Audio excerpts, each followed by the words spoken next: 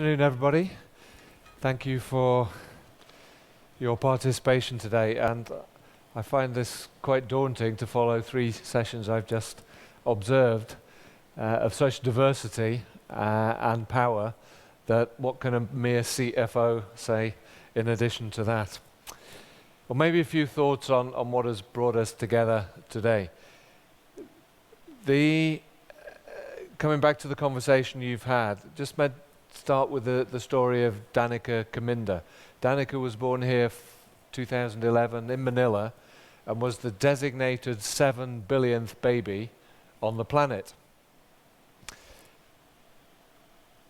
The name may not be familiar to you, but there's been clear development since 2011. I've visited the Philippines probably 4 or 5 times since, and we've seen how the economy has grown. And yet, back in July, it was reported that day in, day out, Danica breathes polluted air, does not have reliable access to energy. The house she lives in has no fridge, no refrigerator, no washing machine. And in fact, the family has to limit the use of household appliances to a couple of electric fans and a few light bulbs. And this is far from an anomaly. She is not alone. There are 1 billion people or more in the world today, according to the World Bank, who basically have no access to electricity. And that's well over 10 times the population of the entire country of the Philippines. So that's the situation in 2016. If we fast forward through to 2050, there'll be another 2 billion people on the planet, and they will all be looking for access to that energy. And about 6 billion of those people will be living in cities, such as Manila. Those trends will continue to dominate global energy demand for those decades to come. So meeting that demand for energy is not just about supply, it's about consumption. I think we have to work on both of those angles. Hopefully, you've had some chance to discuss that and think that, and particularly simultaneously tackling the challenge of climate change. So addressing that will require a really strong, sustained focus on both consumption and supply. We have to transform the way that societies and economies actually consume energy. And on the supply side, we really have to enable both technology and market mechanisms that meet that demand in the most effective way. And it can only be done by taking an economy-wide approach. We have to look at different options for different scenarios in different countries. We know that renewable sources will be critical to help transform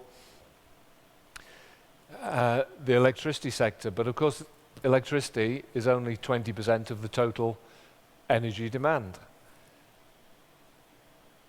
Large parts of the economy will need to electrify, move the 20% towards 50% maybe, in order to make way for more renewables.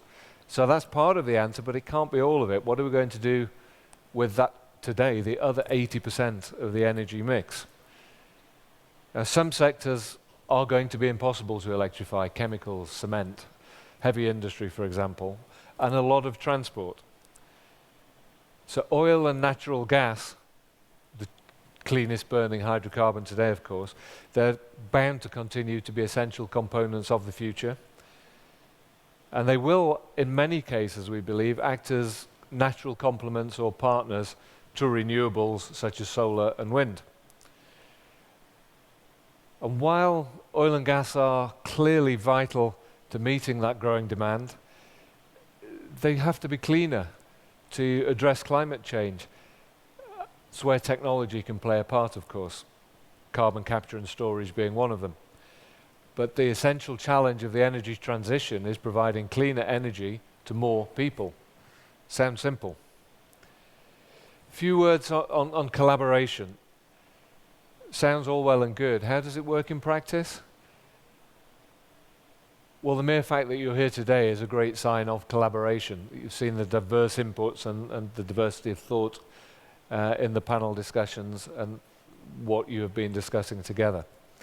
This is why this series, the Powering Progress Together series, is so important. The fundamental goal is, of course, to bring together representatives from business, from government, from civil society. It was good to see that in the sand sculpture, to debate the future of energy.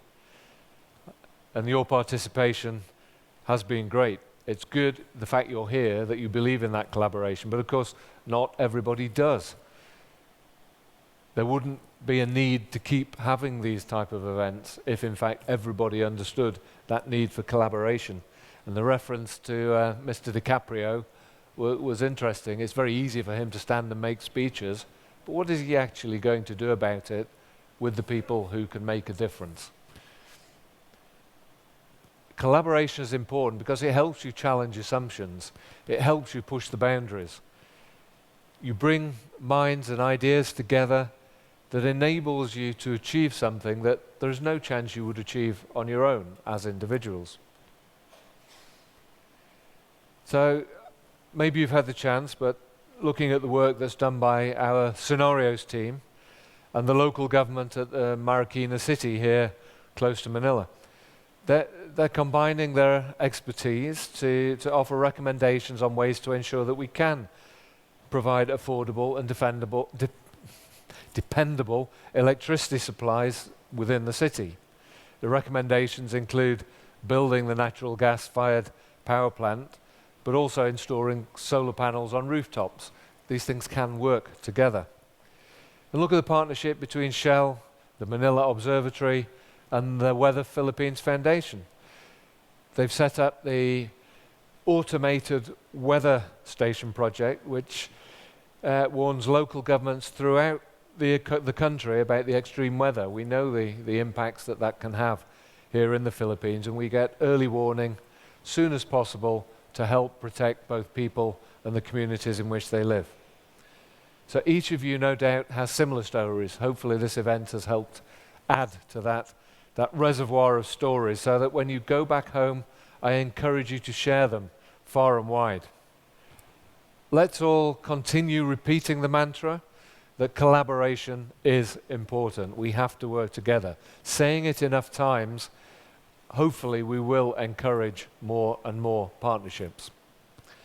The partnerships in turn will help to ensure a sustainable energy future that becomes a reality for Danica and for many millions of others who just want to breathe cleaner air and to have access to affordable energy. The challenge to all of us in this room is to make sure that our discussions turn into tangible actions, such as the implementation of government-led carbon pricing mechanisms. Now, the one thing as a CFO that I am able to do is have that conversation, to speak with people who can make a difference, and within Shell to allocate resources where we can make a difference. Hopefully you, in your own way, can do that also. So that's enough from me. The only thing remaining is to invite you all to visit the Shell Eco Marathon at Rizal Park. And for those unfamiliar with this event, it encourages teams of young engineers from across the Asia-Pacific region to design, to build, and to drive energy-efficient vehicles, bioethanol-powered, solar-powered, hydrogen-powered even. It's a great example of collaboration and innovation in action, and it's always energizing and motivating for me personally to talk to the teams, to hear and see what young people can do to help create some of the solutions for the future. So, in conclusion, I'd like to say thank you again to all of you for your contribution here, to all of the panelists, the people who've taken part.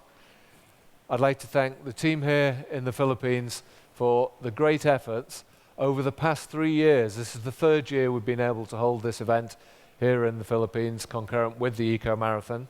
And in particular, I'd like to say a special thanks to our country chair here in Manila, Mr. Ed Chua. Ed, if you'd like to take a stand, who has